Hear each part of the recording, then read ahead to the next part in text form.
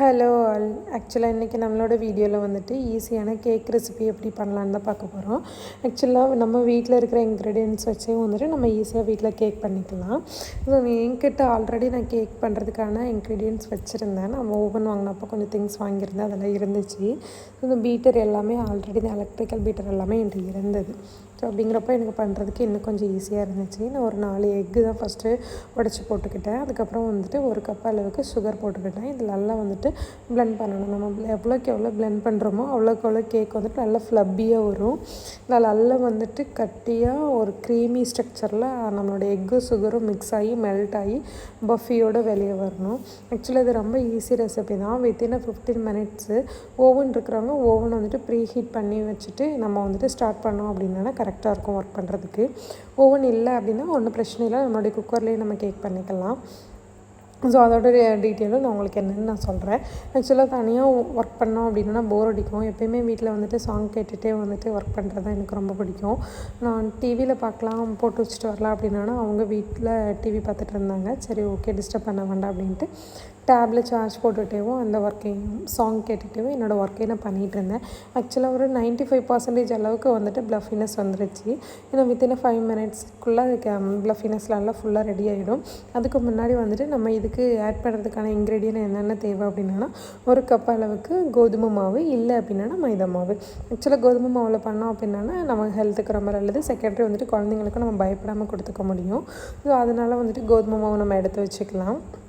1 cup கோதுமை மாவு எடுத்து வச்சுட்டு அதுக்கப்புறம் கொக்கோ பவுட்ரு வந்துட்டு அதில் 3/4 பங்கு எடுத்து வச்சுக்கணும். நம்ம எந்த கப் எடுக்கமோ அந்த கப்புக்கு 3/4 பங்கு வந்துட்டு கொக்கோ பவுட்ரு இருக்கணும். அது தேவை அப்படின்னா போட்டுக்கோங்க, இல்லைனா வெறும் வெண்ணிலா எசன்ஸ் மட்டும் போட்டு நம்ம வெண்ணிலா ஃப்ளேவரில் கேக் பண்ணிக்கலாம். அதுக்கப்புறம் வந்துட்டு baking powder, cake baking powder வந்துட்டு 1 ஸ்பூன் போட்டேன். அதுக்கப்புறம் பிஞ்ச் அளவுக்கு வந்துட்டு பேக்கிங் சோடா போட்டேன்.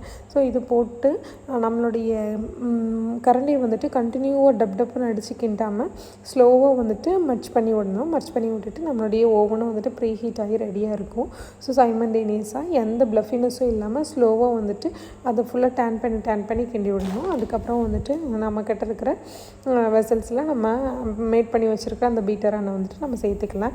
ஆக்சுவலாக வெசல் இல்லை, கேக் வெசல் இல்லை அப்படின்னா ஒன்றும் பிரச்சனை கிடையாது. நல்ல கடினமான டிஃபன் பாக்ஸ் அந்த மாதிரி ஏதாவது இருந்துச்சுன்னா நம்ம அதில் கூட போட்டுக்கலாம். என்கிட்ட பேக்கிங் வெசல் இருந்துச்சு, அதனால் நான் அதை எடுத்து வச்சுக்கிட்டேன். ஸோ ஃபுல்லாக நான் போட்டேன், ஒரே இதில் போட்டேன் அப்படின்னா கேக்கு ஃபுல்லாக பொங்கி வெளியே வந்துடும். அதனால் 2 ஃப்ளேவராக நான் மாற்றி எடுத்து வச்சுக்கிட்டேன் இதை. ஸோ மாற்றி எடுத்து வச்சதுக்கப்புறம் 2லேயும் ஆஃப் போட்டுட்டேன். ஸ்டிக் இருக்கும், நம்ம அந்த ஸ்டிக்கை வச்சு வந்துட்டு ஏர் பபிள்ஸ் இல்லாமல் நம்ம வந்துட்டு ஃபுல்லாக மேட்ச் பண்ணி விடணும். விட்டுட்டோம் அப்படின்னா ஏர் பபிள்ஸ் இருக்காது நிறைய கேக்கில். ஸோ சீக்கிரம் வந்துட்டு ஷார்ட் அவுட் ஆகிடும். ஸோ அந்த ரீசனுக்காக தான் வந்துட்டு நம்ம ஸ்டிக்கை வச்சு இது பண்ணுறோம். இது போக வந்துட்டு நம்மளுடைய பாட்டில் எடுத்து கண்டினியூவாக டேப் பண்ணணும். ஒரு 2 to 3 டைம்ஸ் மேலே வந்துட்டு நம்ம டேப் பண்ணோம் அப்படின்னா அது கண்டினியூவாக அந்த பபிள்ஸ் எல்லாமே வெளியே லீக் அவுட் ஆக ஆரம்பிச்சிடும். ஸோ பார்க்குறதுக்கும் கேக்கு பாயில் ஆகி வந்ததுக்கப்புறம் வந்துட்டு நல்லாயிருக்கும். ஸோ உள்ளே எடுத்து வைக்கிறதுக்கு அவங்க தான் வந்திருந்தாங்க.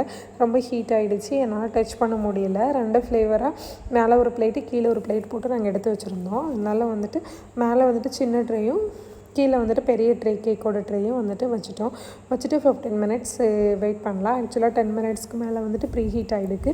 இனி ஒரு 15 to 20 மினிட்ஸ் வந்துட்டு நம்மளுடைய ஹீட்டர் வச்சுக்கலாம். 180 டிகிரி செல்சியஸை 30 மினிட்ஸ் வச்சோன்னா 10 மினிட்ஸ் ப்ரீ ஹீட் போயிடும். மிச்சம் 20 மினிட்ஸ் நம்மளுடைய கேக் பாயிலிங் ஹீட்டுக்கு வந்துட்டு கரெக்டாக இருக்கும். ஸோ கேக்கு பாயில் ஆனதுக்கப்புறம் நம்மளுடைய கேக் ரெசிபியை அவ்வளோதான். ஈஸியாக வித்தின் 15 மினிட்ஸ்க்குள்ளே நம்மளால் வந்துட்டு ஒரு கேக்கு செஞ்சு எடுத்துக்க முடியும். ஸோ இந்த கேக் ரெசிபி உங்களுக்கு பிடிச்சிருக்கு அப்படின்னா வீடியோ சப்ஸ்கிரைப் பண்ணுங்கள், தொடர்ந்து நம்மளோட சேனலை வாட்ச் பண்ணுங்கள். அதுக்கப்புறம் ஏதாவது கமெண்ட்ஸ் இருந்துச்சுன்னா கண்டிப்பாக சொல்லுங்கள். தேங்க்யூ ஃபார் வாட்சிங். அப்புறம் வந்துட்டு குக்கரில் வைக்கிறதா இருந்துச்சு அப்படின்னா கீழே வந்துட்டு சாண்ட் ஃபில் பண்ணிக்கோங்க குக்கருக்குள்ளே. அதுக்கப்புறம் இதை வந்துட்டு நீங்கள் அப்படியே டேரெக்டாக தூக்கி வச்சா போதும், டபுள் பாயிலிங் மெத்தட் மாதிரி. தேங்க்யூ ஃபார் வாட்சிங். பாய்.